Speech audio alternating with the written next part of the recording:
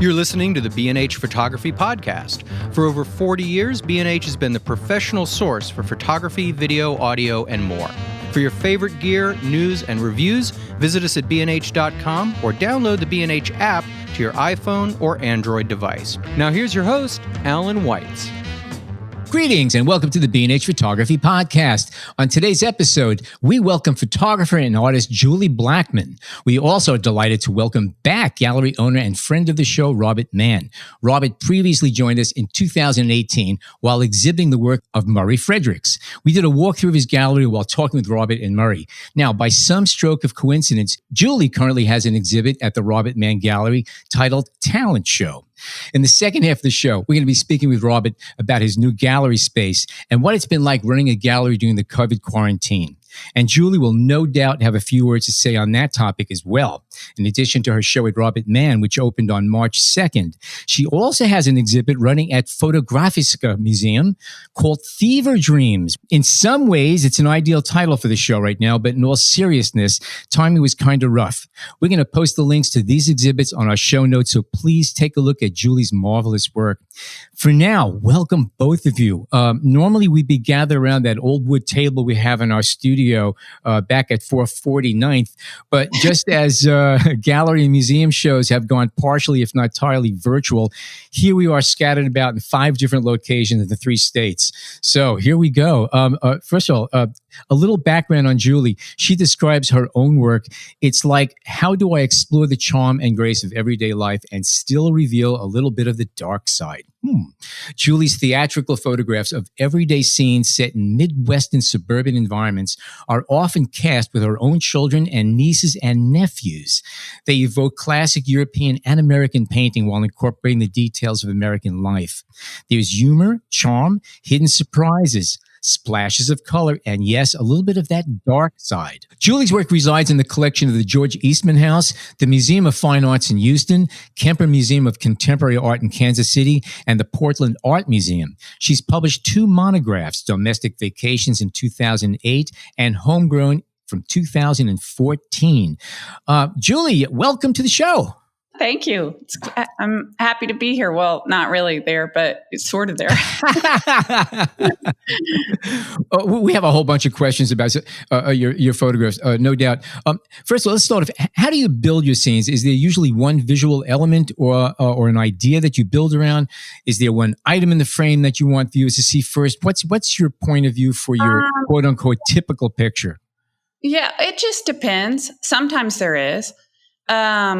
But then I often like the challenge of showing, multiple visual elements or details that typically, might compete with each other, and figuring out, though, how to actually make them complement each other and work together for the whole. And I mean, in terms of like painting that's influenced me that way, there's all kinds. Florian Stuttheimer or Bruegel, where there were just all these multiple detailed narratives within one painting. But in terms of like how I start, it does usually start with just one element. And it can be anything. It can be a backdrop. It can be, even something I, saw one of the kids wearing a few days before or whatever. But like, for example, years ago, I remember when I got overhead of the stock tank, which stock tank is in that Fotografiska show. And there weren't even any kids around, but I asked my aunt, who had her stock tank filled up for the kids to swim in as a kiddie pool on her blacktop driveway. I asked her if she had a ladder, and I just got up on top of the ladder and took a shot with my iPhone. And the second I got up there, and the way I saw that water glow in the round shape with the sun directly overhead, and then it sitting on that wet black pavement with, those kind of worn out. So it had the little things were glowing too. It looked like a planet in the solar system. So I knew that just almost whatever I shot in that scene, it would work. So in that particular sense, it started with the scene, but just giving you examples. Okay, if I could, I actually want to jump ahead a few questions because you did bring up something about looking overhead. A lot of your photographs are taken from overhead. How are you doing that? Because obviously you're not on a trampoline with your arms out ahead of you. Maybe you are. I don't know. But well, it's always elaborate. just get the ladder and be done with it. But I don't trust myself, so I have gotten those lifts, and it sounds like a big deal to go rent a lift, but it's actually not that big a deal. What do the neighbors say? I mean, when a tank goes beeping down the street, are they used to it now, right? Yeah, I wouldn't have trusted myself like my neighbor, who's a tree guy. He's actually my next door neighbor. I thought it was funny that you said, what do your neighbors think of this? It's like, oh, actually, my neighbor got me 100 foot over the river in his tree truck. So you just made them collaborators. They're very involved, let me just say. Stephen Wilkes made a killing doing that.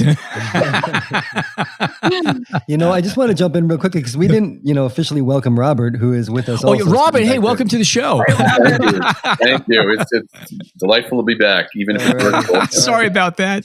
Well, while we're doing that, let me just maybe jump into a question that we had for you regarding Julie's images, and it's really the simple question is, what was the first time you saw her work, and how long had you been kind of tracking her before you reached her out for the gallery, and what was it about it that first struck you? Good question. It goes back over 10 years ago when I came across Julie's work, and honestly, I can't remember exactly where, but I'm always looking. It's kind of what I have to do. I'm always looking for new talent, and I think back in those days we were still very aggressively looking for new voices and different stories to tell through our contemporary exhibition program. And I came across Baby Toss. I believe it was the first image of Julie's that I saw in tournament. And this was in 2009 when my wife was pregnant. So it was sort of strange timing, but it was the one year that I was not attending Paris Photo. I've been at Paris Photo nearly every year, but I had to sit that year out because our child was being born in October. You don't have your priorities straight, do you? No, I really don't. All right, I'm sorry. I just had it. But I knew that one of my colleagues was showing Julie in Paris, and my gallery director, Caroline Wall, was manning the booth. She was running the show in Paris while I was in New York. And I told her to go over to that booth and look at Baby Toss. And she did. And I believe she got the same electric charge that I did when I first saw it, although she saw the actual print. And I think Julie was in Paris that year, and Julie came over and introduced herself to Caroline. And, as they say, the rest was history. I think that's where Julie, does that sound familiar? No, that's exactly what happened. Yeah. Yeah.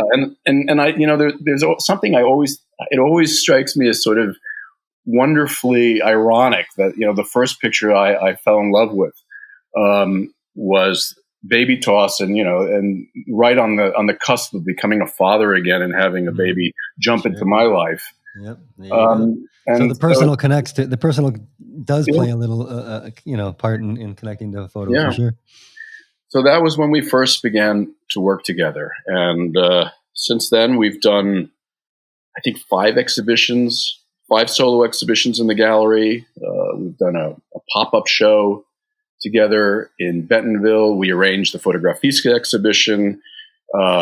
We co-published with Radius Julie's second book, which you mentioned earlier, Homegrown. And that book went on to win the National Silver Award for the Independent Publisher Book Awards. It's been a wonderful wild ride with Julie, I have to say. Have you had a show in Springfield yet? Yeah, I have at the Springfield Art Museum. Nice. Wow. And then I have to ask you, I mean, obviously that's a different crowd than all the other crowds you've had. Paris and New York, right? Yeah. Yeah. So, but because again, this was personal now. So how were the reactions different back home? Well, it was so personal. For one, it was just, all the kids that have ever been in my work were all like right there with friends and family and neighbors. And so it was probably, pretty surreal for people watching it to see like the mirror image of the people in the photos, to have them actually looking at it. But it was great. They said it was the biggest turnout they'd ever had for the spring. That's wonderful. I don't know if that's a real accolade or not, but it was a great night. Are people aware of the kind of the final product? Because lots of times when you're setting up a shot, I imagine the kids anyway just kind of have no idea what it. Yeah, right. They don't know. Like. I have to say they don't really give a damn. No, of course not. Yeah. I wish they cared. I did bring out my new piece spray paint the other day when those little twins in the white underwear were actually at my house. Uh-huh. And I just laid it on the grass. It was a draft, and they both like sat down on it and pointed at themselves. Now, how big is that print? Or would that print be the ideal size anyway? Probably that one was probably 36 by 50 or something. And I noticed in that one in the corner there's a mask, correct? Right. Yeah. Was that was shot then? I'm assuming since March, or just good timing? Yeah, no, I actually just a couple weeks ago even. Right, yeah. That was kind of just reflective of the psychological state of COVID. I think I've been to Home Depot about 25 times, just buying spray paint and multiple things and thinking, what can I do to like improve, what can I take control of that I can't in a bigger sense. And so I liked that positive and negative of the spray paint. Haven't we all done that, where you spray it on the grass and leave it. And I just thought, what could I do with that? And then with the hose. And anyway, it's just kind of an experiment. I mean, I'd like to get back more to talking about COVID in relationship to the exhibits, but has this time been productive for you to some degree? Has there been an opportunity to work, or? For one, when I came back from New York, March 7th or whatever, I actually was exposed in New York, and I got really sick 5 or 6 days after being home. So you'd think the devastation of the shows being, shut down would have been overriding, but really I was where everyone else was. Like, what is happening in our world? And oh my God, I feel sick. What does that mean? And I'd just been at my sister's the day before I found out I was exposed. She's like, you touched the wine bottle that I touched. Now Pat can't go to work. Her husband. Totally stressful. And I, I ended up getting tested, but it was later, and it didn't come out positive, but I think I got tested later or too late. I think I did have it. So I was not productive at all I was just kind of frozen, and not even because I was sick. I got over being sick, but I was just a lot of anxiety. You can't be creative when you feel like that. It's a whole new world. We were talking a little bit about control earlier, and you photograph kids. Now, I spent 3 years photographing kids for a company called Creative Playthings way back when I started out, and it was a toy company, and I shot all their catalogs and packaging. And photographing kids could be like photographing wild animals, and it can get kind of snarly at times. You can go in with in other words, you have a plan, but obviously you're dealing with little human beings who don't necessarily stick to script. How loose are you when these kids are showing it? Because you have to allow for spontaneity, and how often do you just let it run? Yeah, no, I mean, well, the first thing is the stress of safety. So like when I did that river shoot, there's like 25 people showing up at a river with a current, and half of them are like under 10. And I'm meanwhile like up in this lift, 75 feet up. And I'm just thinking, how do I wrangle everyone? That word wrangler, I like that. I need one of those. Where I can get one? Sure. I'll work for you. But I heard one of the moms say, "Where'd Lucy go?" Lucy, we're missing someone. So we all search frantically for Lucy, who's 3. And we find her behind this cooler, and she's gotten into the Swiss cake rolls and the Dr. Pepper. Of course. Wow. But How many people do you have on set then? I mean, how many assistants do you have in a shoot like that? Well, they're not. I don't have any staff actually, but it's I do. just you with all those folks. So Right? it's like those. She has cousins. Cousins, right? This is the Ozarks. I have cousins. So, no, no, I couldn't do the work without the parents there. So they know they're in charge of like keeping their kid alive while I direct the scene. So, but the first thing was like, okay, let's do the kids first. Let's put that baby in the playpen on the raft. And I'm like, no, there's got to be one adult on there at least, you know? So we just, of course, I'm after the unscripted because with the kids, that's the best. So it's this mixture of control and safety and getting technically ready up there, you know, so I'm ready to go, and then kind of letting things unfold. Gotcha. Yeah, you have to just be open to whatever might be. Yeah, you shoot That's what's going to happen. Multiple takes if necessary. How oh yeah, long I will mean, you I go? was up there. I mean, it all went really fast. Geez, I mean, it was probably 98 degrees that day, and I was up there in that lift, and I knew those babies were only or the young kids were gonna only hold out for so long. So probably in 20 or 30 minutes, I took. And in preparing for a shoot like this, I mean, do you get nervous? Are you all in on this? And this? Yeah, no, I hate it. I decide that I hate being a photographer before every. Yeah, it's like I'm planning some kind of wedding or something. Yeah. I'm a wedding planner, and like it's really a lot like shooting a film. I mean, it sounds like What? Well, it's kind of like in my experience, like with shooting a movie, because you really, you know, before every shoot day, there's so much to prepare and get ready for, and you really get nervous and you get worked up, and then you're all in. All the romance of the idea of what you're doing goes out the window. Yeah, no, exactly. And then just one thing of like, you didn't bring a backup battery can ruin everything, you know, and you've made 25 people stop their life and come show up for this, and anything could go wrong. So you just have to be obsessively thinking not only technically what needs to happen, you're thinking about the weather, you're thinking about what am I going to try, yeah, it's kind of a nightmare. I'm impressed that you don't have anybody, you know, an assistant along with you, or. Well, my daughter is home from New York, so she was helping me that day. She's 29. Okay. All right.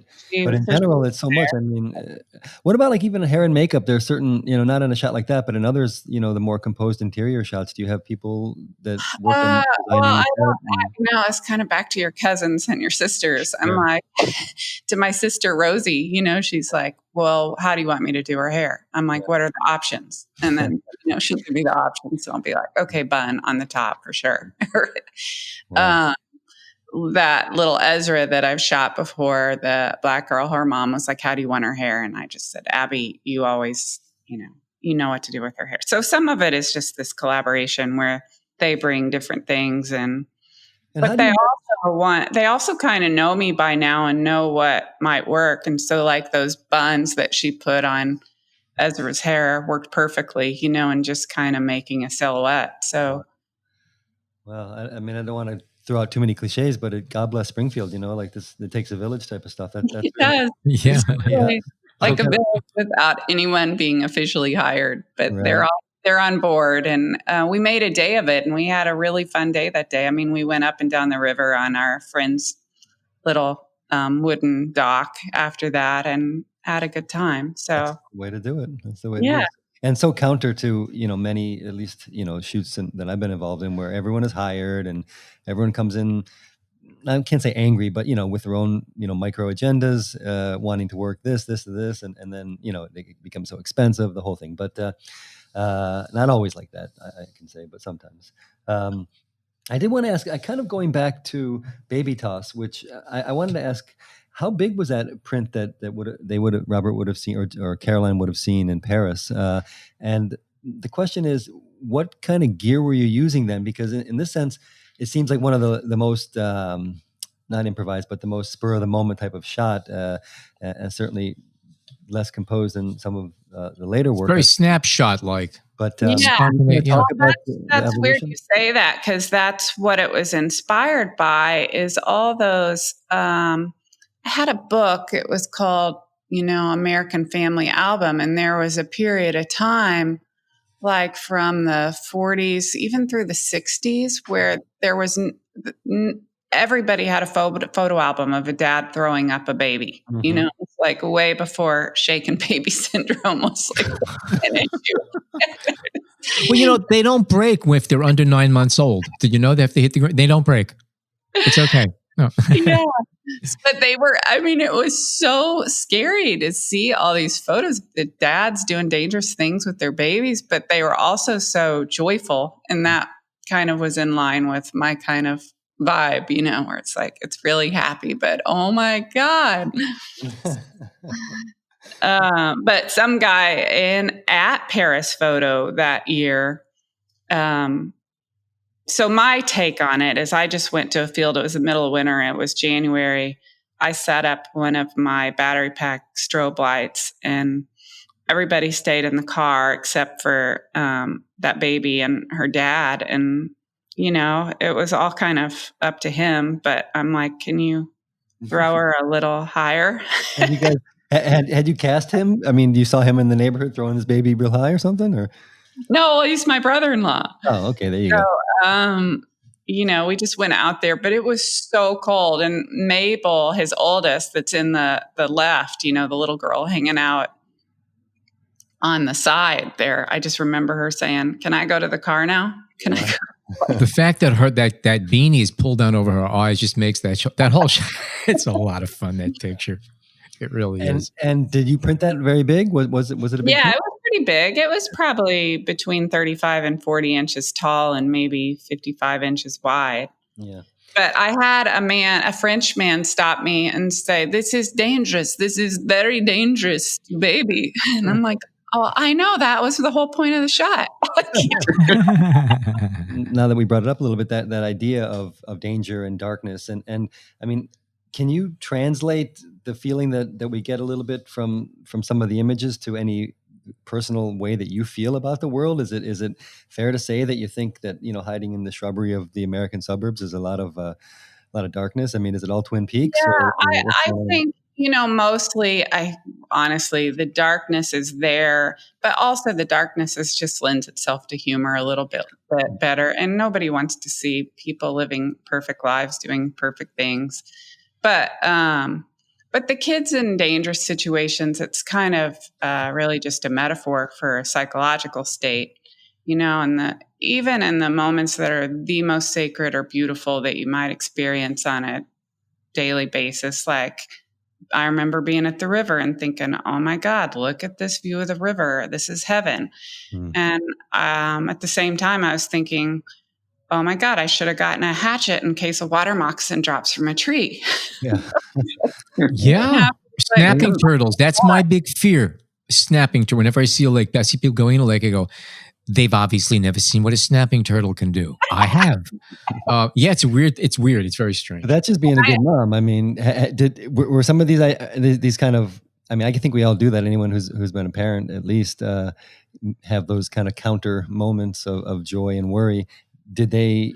Is that fair to say? That's go together, don't you? I think they usually go hand in hand. Just nobody talks about that. You just think of the beautiful moments as being worry free, and sometimes they actually give you more anxiety. Like, what if this is all over tomorrow? I also sometimes bring up that. Do you know Edward Gorey? And he did that book, Sure. For Amy who fell down the stairs. Yeah. Mm-hmm. So there's something. It shouldn't be funny, but it just is. Like this. Or even the Shel Silverstein stuff. I mean, in that regard. Yeah. Sure. Look, how many nursery rhymes are grotesque? Come on. Seriously. That's pretty bizarre, what I'm singing about here, joyfully with my little children. Speaking of little kids, you have a lot of kids going on in a lot of these pictures. And one of the things, a couple of things I wanted to touch on about additional lighting that you might be using. And how many of your photographs do you do, I hate to, and I'm not using the word dismissively because I do kind of a lot myself, are sort of photo illustrations where you're combining elements from 5 or 6 or maybe even just 2 or 3 different frames together in one photograph as a composite? Yeah, I mean, of course I do. I mean, just like a filmmaker would work, they're shooting multiple times for over several months and finally they edit and they edit in a way that what works in together for the whole. And so Good analogy. I like that. but nobody questions them, like how many takes did it take you to get that shot? But I get it. That's the history of photography, and we just want to believe that it all happened exactly that way. Well, if you think about it, it is kind of all these, like I'm looking specifically at the night movie shot, which I'm absolutely in love with. I was talking with John earlier that it reminds me of an Winston Link photograph, those black and white locomotives blasting through the towns. And there's one shot where there's a drive-in movie and every little car has its own little story going on. And this has the same kind of quality to it. It's just a great, great shot. You're looking at all of these things in this photograph actually happened there at that time. And just like a time-lapse photograph is really a whole bunch of things that happen in X amount of time, this is a time-lapse photograph too. It's just that you chose which moments to illustrate rather than straight. I also compare it to, somebody who writes fiction. I was married to an English professor for 25 years. So I know sometimes that fiction can tell the truth in the way the truth cannot. So, can I ask a question? Do you also take portraits? I mean, do you, work? Not really. No, you don't, not that no, I mean, it's just, you can't do everything, so. I was curious if anybody, might have contacted you to say like, include us in one of these scenes, well, they do that. That's fun. But if they're like, can you get his senior picture? I'm like, no. No, I guess I didn't mean that so much, but just being, I guess you must be well known to some degree in your community, and people who are tuned in might say, can you cast me in one of your pictures? Exactly. Essentially. Yeah, they just they're pretty nice about it. They're like, let me know. Abby, my friend, she's like, my kids want to be in this work so bad. They are so honored to be in your work. So I'm like, well, just bring them to the river, and it's like, it worked for me. It worked for her. It worked for them. It's just all fun. That's great. Also, a little thing about the compositions where there's so many frames where something is reaching in from outside the frame. I really like that. I always like when there's something kind of hidden, or not even hidden, but off the frame, and you want to wonder what it is exactly. What's your thought on that? I mean, it's clearly something that was probably influenced a little bit my sister, who for a while was an author illustrator of children's picture books. And like, if you look at some of those, Ian Faulkner or whatever, they did a lot of that. And I also but it still speaks to photography, where you don't know what happened before and you don't know what's happening after. You just have that moment. And so it lets you fill in the blanks a little bit. Mm-hmm. Mm-hmm. Yeah, wonderful. And another question I had was regarding, placement of, let's say, something that's very much from a contemporary, from our time, whether that be a Happy Meal or an iPhone or something along the lines that's going to date and place it. Is that something that you want people to know, that despite the timelessness of some of these images, they certainly came from, 2020? Yeah, maybe to some degree. I want to speak to the current moment. But what's weird is I live in an old house. I live in, my backyard, even now it's got the black inner tubes in the pool. Like, some of it is just kind of like my style and my sister's. I don't know if it's growing up in the same neighborhood or living in that same place that we're kind of stuck in a time period, but we really do, like, the elements around us are not always like, like typical Americans. But I do know that I probably am just attracted to that visual power of some of those vintage elements. But what inspires the work is very much of now and of the moment today, or that's what I want it to be. Yeah. And can you walk us a little bit through some of the gear evolutions that you've taken over the years, like where you started with what cameras, and even how changing cameras may have changed? Actually, that is a good point, because it really has changed. So when I went to that Hasselblad H40 60 in like 2012, and the wide angle lens, that 28 millimeter lens really changed. Like in that domestic vacations work, it wasn't with that particular wide angle lens. And so it was more intimate and interiors, and the figures took up more space within the frame. And then that lens, without me even being aware of it, made me kind of gravitate towards those larger outdoor scenes where the figures take on a smaller presence, but maybe there's more figures. And I'm just stepping back. Are you prone to using wide angle lenses, or was this your first experience with extreme wide? That was my first experience when I got that 28 millimeter lens. Aha, okay. All right. And that is extremely wide. That's 28 millimeter on the medium format. So it's actually like an 18 millimeter, somewhere in that range. That huge sensor on that camera allowed me to still have everything in pretty high res, even with that wide angle. So that was just fun that you could, take this picture and have all of this, huge scene in, and you could blow it up the size of, that doesn't make it better by any means, but for my work and it being about the details, it helped that I could get that kind of resolution. And definitely the edges of the frame too. Important. I'm looking at the photo "New Baby," which would have been taken in the domestic vacation series, so it doesn't apply to that. But I just can't get enough of that baby coming in from the other side of the frame. Just like, that baby now has her own YouTube channel. That's great. That's wonderful. And do you? This may be a silly question, but do you try to characterize the children at all, or kind of capture their personality in certain shots? Well, it's hard to not be inspired by them, at least, So, aside from any day where I'm shooting, I'm just taking in information, not even in a selfish way about how can I use it, but oh my gosh, I got to get a picture of this. This is hilarious. One of it, the other day, my 12-year-old nephew brought his new one wheel over to the backyard, and he was doing like laps and laps around the pool. And I'm thinking, oh my God, this time of COVID when we're all freaked out about our kids' safety, and we're like, no, you're not going to school. That's too dangerous. But here's your new one wheel. Right, around the pool. One fall on that thing and they're going straight to ER. And actually the next day he did have to go to ER. He got really hurt. And so that part's not funny, but just this whole like contradiction of where we are, and that. So that one wheel was one of those moments of Ralph on his one wheel. What are you going to do when all these kids grow up? There's always more coming. Grandkids. Let's hope not too soon, I guess. But anyway. By the way, just a little, if you want to insert this, the Hasselblad, it's the HCD 28 millimeter f4, and it does have an angle of view of 95 degrees. So that is equivalent to about a 17, 18 millimeter lens if you're shooting 35. So that is an ultra wide on a medium format camera. So that's real wide. That's a real playful lens. You're telling me that. I had no idea. Well, you don't feel that.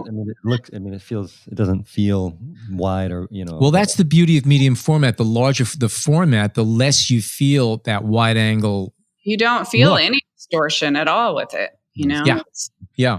And it's hard to pull off when you get to a 35 millimeter format or APS-C or Micro Four Thirds or anything like that. But medium format, it's a whole different scenario. And so Hasselblad has been your system for a while, even prior to this? No, I love it. I'm definitely in the groove. I'm thinking of even going to the 100.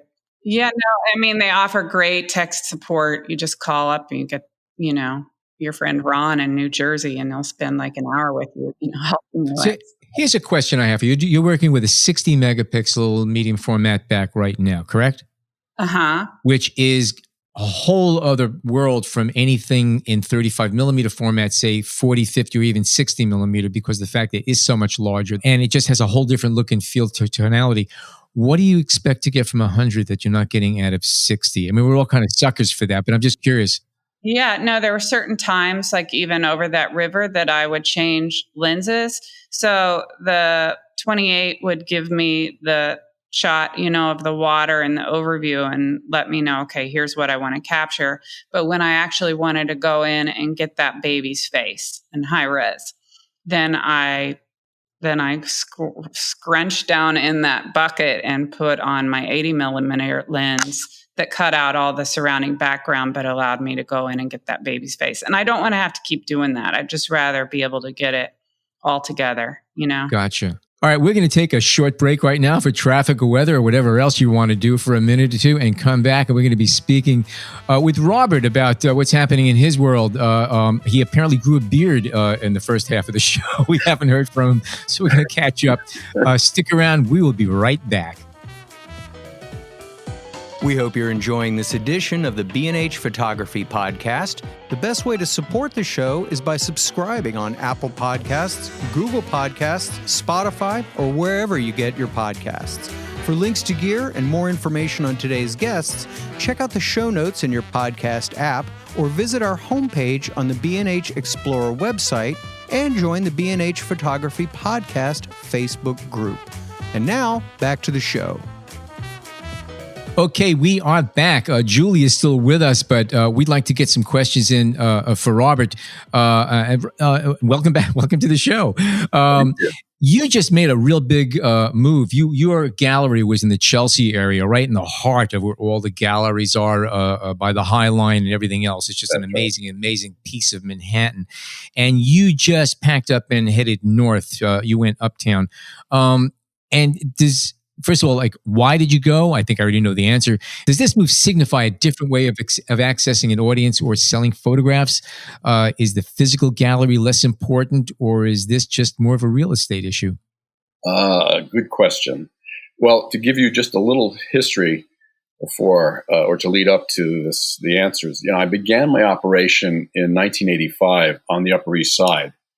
And I had an intimate space in a townhouse on the top floor. It was a penthouse unit. I had it there for 14 years, and I mounted exhibitions. But the pictures kept getting larger and larger, and the space wasn't. So as many galleries did at the time, and this was in the late 90s, I moved down to Chelsea.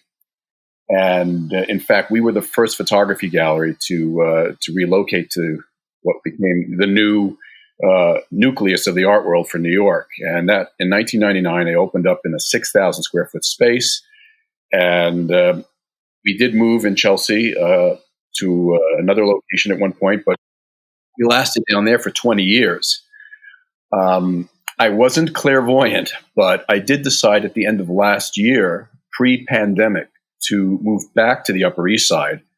And in fact, I'm back in a townhouse space. I'm back in a penthouse or top floor unit, and in a much smaller space than what I had in Chelsea. The reason I was ready to move out of Chelsea at the end of last year was because the economics had shifted drastically. A lot of my colleagues had already moved. Some had downsized. Some had gone out of business. There was an enormous economic shift in how the old formula of the brick and mortar gallery was working. A lot of art sales were not happening the conventional way in galleries any longer, and the justification for that crazy overhead was really starting to fade, especially as my rent was incrementally increasing. So we just decided things were. If I may just jump in, I have one question. Did you own the space that you had, or was that rented? That was rented space. Okay, and now I know it rents are going on around like that, right? Okay, so that definitely had to be a factor. I was just curious about. Okay, yeah, I wish I had the ability to buy a space when I moved down in the late 1990s. Then I could have retired. But well, if that was the case, you would have flown us down to your Caribbean island for this podcast for a 3 or 4 day holiday, and we just would have recorded casually while sipping those funny little drinks with umbrellas in them. That's right. Unfortunately, I didn't have the ability to do that. So. I mean, you kept telling me he was going to fly us down. All right. Yeah. No, and the jet would have been large enough for social distancing. You would have had an aisle to your, aisle seat, and would have been many rows apart. Is there any other kind? Well, so we moved in December, or we packed up. It took us actually a few months to pack up. We had a rather large operation to consolidate, and we had to dispatch much of our holdings to outside storage. But we physically moved at the end of last year, and then this past March, in the middle of March, we were scheduled to open and debut our first exhibition, which is Julie's exhibition, just when the pandemic slammed us and we had to pull the plug. And we never officially launched, which was sort of a drag, because there's this amazing exhibition hanging on the walls in our new space on 80th Street. Simultaneous to that, we have, as you mentioned earlier, the exhibition in conjunction with Fotografiska, the new Swedish-based for-profit museum that's down in the Flatiron District. That show opened 2 weeks before ours was scheduled to, so they actually did open briefly before they had to shutter. But they, as well as us, do plan to reopen this fall, unless the curve that has flattened in New York ramps up again. We will be able to open. And in fact, in our new incarnation, we are going to be much more of a, how should we phrase this, a safe environment or for welcoming viewers and collectors, because we have now shifted to a on appointment or by invitation only program. I was going to ask you about that. Okay. Yeah. So part of it is that we're in a space that's not a commercial space. And part of it is that those kind of large gatherings, having openings where you're doling out, wine, that's sort of run its course. And it's proven in the long term to be unproductive and a risk, an expense, and it's unnecessary. People who are genuinely interested in viewing art are actually more than happy to schedule an appointment and have a nice one-on-one experience with the gallery space. We will now be operating by appointment. People will be able to come and view and not worry about social distancing, because they'll have the gallery to themselves. They'll have the staff to themselves. It'll be a better experience, frankly. I mean, it's not as though I saw the pandemic coming. However, we fortunately now have the perfect setup to give people peace of mind. Well, if you combine the real estate issues, the fact that online purchasing and online viewing are becoming more common, with the fact that the pandemic and the safety issue, I mean, I think we're gonna see a sea change, right, in terms of not just photo galleries, but all galleries, all art related sales. Yes, I think so. I think we're already seeing that. We're at the moment, no art fairs seem to be taking place, right. And just the concept of having such a large population jammed into one building, all squeezing in to look at works on display in a booth. It's a little scary. It's interesting how last summer or late spring, this is 2019, the streets of Chelsea on a Thursday night at the beginning of the month would be like an open party because of all the different art gallery openings that were going on. Yes. And it's almost impossible to imagine that right now. I have a question for you, Robert. Have you noticed, or do you expect to see any kind of change on the type of photographs and even the size of photographs that people might be more interested in seeing and purchasing for their own collections now with the pandemic in place and with the new realities of how photographers are exhibiting their work? I mean, Julie being a good example, where again, a lot of this stuff is going to be virtual. It's going to be online. Do you think people's buying habits or collecting habits are going to be changed by this? Because now that we're not in this mob scene where you kind of, you want to let people know that you just dropped X amount of dollars for that big, pretty print that everyone's gathering around, the framework is different. Do you expect collecting to change from that? I don't see that, Alan. I mean, I would think that the method of purchasing and viewing and purchasing will change, but I don't think the art itself necessarily will change. I mean, people will still, whatever engaged them before, I imagine would be the same. I don't know how their taste would be affected by the pandemic and about what will be the new norm. I mean, I think I think the method by which they will view work and acquire it, that certainly has changed already. But the work itself, I mean, right now, what we've been experiencing through the pandemic in terms of the sales that we're doing, and obviously it's not what we're used to, is there's been a lot of feel-good pictures that have been purchased, which is to say, sort of easy on the eye. Comforting, yeah. Yeah, comforting, yeah. Seascapes seem to be quite popular at the moment. I think, the kind of pictures that people can lose themselves in and maybe gives them some form of escape or relaxation from, the outside world. That isn't to say that other more challenging images, people pictures or edgy pictures, haven't lost their favor. And I don't think they will. I think there's something for everyone, and there's someone for everything. There's just, until the dust settles and we see how the world sort of marches on, I can anticipate a new trend in the type of art that people will be seeking out and acquiring. See, something I was actually kind of getting at, and I didn't really clarify it or even have it clear in my head at the same time, was when I asked the question is, when you go into a gallery space, especially a larger one, you have the option of putting up prints that are just ridiculously large sizes. And let's face it, sometimes you could take an average picture, but you print it up real big and it becomes stunning just because of its sheer size. There's an old joke that with art, if you can't make it good, make it big. If you can't make it big, paint it red. And that's true. I photographed a lot of red things over the years. But now that more people are going to be looking at artwork of all types, not in a gallery where you could assault the viewer with size, in a sense, okay, and just put them in awe. But now everything is reduced sort of to like a Zoom conference in many, many ways, where you can click and make it bigger, but how much bigger depends on how big your screen is. So the dynamics of a picture. So a photograph that some person might say, I got to have that hanging in my summer home or whatever on that X wall, because just look at that, may not have the same impact when they're looking at it as a 2x2 inch series of dots. Any thoughts?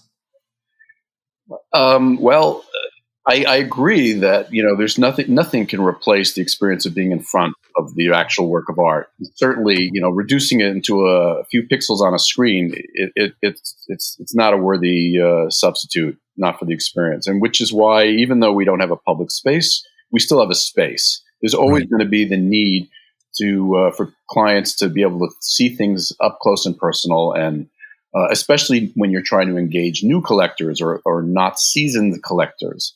We have people who have been, let's say, buying Julie's work for years. In fact, we have an extraordinary, well-known collector in New York who's been buying Julie's pictures for many years, and she just bought one of Julie's works right off the screen because she's intimately knowledgeable about Julie's work. But we delivered the print to her recently, and she sent me this email, and it's the kind of email you live for, that she was just head over heels. She loved the picture on the screen, but she is just now over the moon having unwrapped the piece and seeing it up close. Bob, which one was that? It's one of the more recent ones, the girl on the hillside with the dive bombing goose. The Outing. Outing. Yeah. Thank you, Outing. So Outing was bought, and I don't know if I shouldn't reveal the collector's name. Probably she wouldn't appreciate me doing that without her permission, but by a very significant collector. And that let's just call her Karen for now, okay? Okay, Karen. Karen, who probably owns, I don't know, close to a 10 or 12 of Julie's works by now. That's great. That's a good Karen. Email that she was just ecstatic. And that just reminds me of the necessity to being able to always have some way to afford access to the pictures other than on a screen. That actually gets me to something I wanted to ask, because when you're not having the physical space, I mean, in addition to seeing things, it's also a way to interact with people. So how are you kind of going to supplement that, or I should say supplant that with online? Are you going to be, through your website, able to set up conversations with people? Is it going to be a lot of Zoom conversations? Or Well, I think my sense is a lot of the business that we used to do, even when we had a large public space, it was calling, it was emailing, it was reaching out to get people engaged on something we thought was a good fit for them, for their collection, and then ultimately getting them into the space to see it. So that's not changing. The only part of our that has changed is we won't be open with public hours that people can just sort of drop by and walk in and see the show. And honestly, there's a way around that as well, which is simply if you're in the neighborhood and you were planning on coming by to see the show, you call us. And if we're not currently engaged with another client, there's no reason we won't buzz you up and have you come in and see the show. And as you mentioned, this is kind of a return to the way that things were done, like more of a salon style, or give a call. And, if we're there, we're there. That's very true. Yeah. I did want to jump back a little bit to something that Alan had mentioned and follow up with this idea that I noticed with Julie's, and I remember with a couple of other shows that you've had in the past, you'll offer different size prints obviously for different prices, but is there a method that you think about when for certain artists and certain photographers that you think, okay, this will work if we can sell a large print and then a smaller print, and for others you just say, nah, it's just the one and that has to be? Well, it's a conversation between the gallery or dealer and the artist, and where the dealer may have more input is when you're dealing with a young artist you're just launching for the first time and has very little experience in the marketplace. That wasn't Julie. When Julie came to us, she was already a seasoned artist that had a number of gallery representations and shows. And so she already had some editions and formats in place. But as we've worked together now over more than 10 years, we have fine-tuned that. And that's, one of the things that we hopefully do well. One of the roles that the gallerist plays is to work with the artist on carefully controlling the market, the optimum place for both the gallery and the artist. So in my history, it's always been good to work on shrinking editions and increasing prices, to drive up demand for the work, make it more valuable, and at some point to lessen the amount of the product that goes out there, but to be able to increase the value. Within reason, obviously, because you don't want to shrink editions too much that you lose your base and that you don't have enough material to put out there to attract new collectors. So for Julie, we've tweaked her market ever so slightly over the years. In most cases, her pictures come in 3 different sizes. There's been an exception to that where certain images, if Julie feels hold together and warrant, can be available in a 4th super large size. And I think we call it jumbo. And some of the pictures that we've released as jumbos are just extraordinary. It feels like you can walk into them and be a participant in one of the images. And then we have pricing that is not only determined by the size of the pictures, but also by the edition and how many pictures remain, and whether or not the edition is about to sell out, and whether we go into an artist proof. So all of that is price structure, and edition structure that we work out with the artists, and that we try to come up with the best formula that benefits the artist for the long term. Julie, can I follow up on that with you? A couple things. Do you like the idea that your prints can be made available at, let's say, a lesser price and then get out to more people? And I think about that maybe particularly because a lot of your work has to do with families, and maybe you can start, a young couple or a family collecting. And also, the second part of the question is, do you see one of the prints as the final print? Do you always come to a place to say, all right, this photo needs to be this size, and then anything else they do after it is different, but this is the final version? Yeah, there's always work you do, especially like when the wide angle and then you're at a distance, you do realize that it is going to be stronger the bigger it is. And I get what you're saying. Oh, it's so easy, bigger is better. But when there's a lot of details, it can get lost, when it's like only 22 by 29. And it does just get stronger when it's bigger, not because it's bigger, but just because you can decipher those details. There's some formulas in the art world that you think you should subscribe to, like, okay, we're going to cut the edition size and up the prices. And I'm just not convinced how much of that really matters. I mean, I do like having the work be accessible to more people and have more images available for sale. I do. But then, there's the push of, but you need to do this and shrink the size. That's Bob's area. I'm going to hand that over to him. I'm going to do the work and let my galleries worry about things like that. But of course, I would want the work to be accessible to the everyday person and have more of them available. How about regarding books? And I guess this question kind of is to both of you. Do you look to the book as a totally other format, or do you think, okay, or let me just say, do you look to the book as kind of just a continuation of the series and the exhibit, or is it a whole form that you like to explore separately?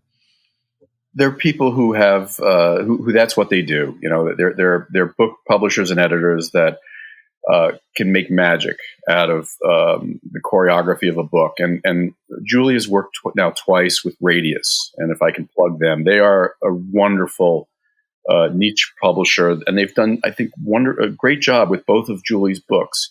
And they work with the artist on the selection of images, the arrangement of images, down to every little nuance. They also are fabulous in recruiting writers.